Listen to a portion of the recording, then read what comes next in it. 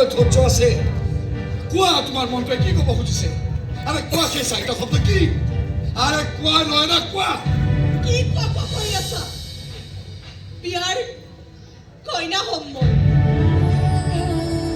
কইনাই হাঁহিব পাৰে, কান্দিব পাৰে, কিন্তু মন খুলি কথা ক'ব নোৱাৰে।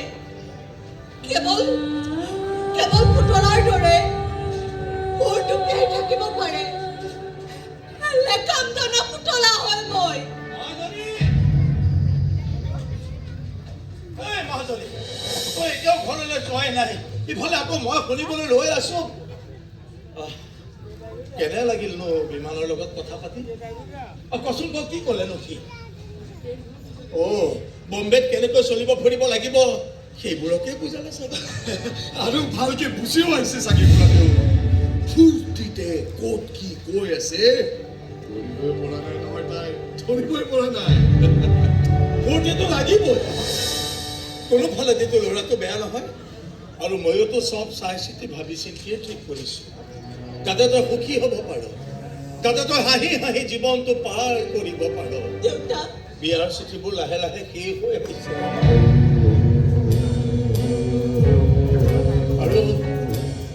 আৰু যিমানে শেষ হৈ আহিছে মোৰ মনটো সিমানেই বেয়া লাগি আহি আছে।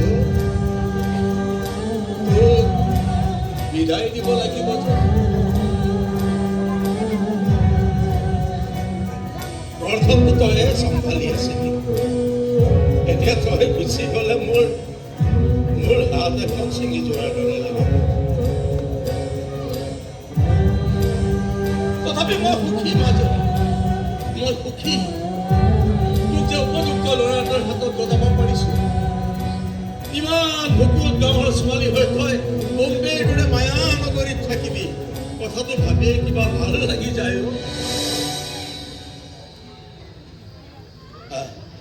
ভাতকেইটা খাই শুই যাবি।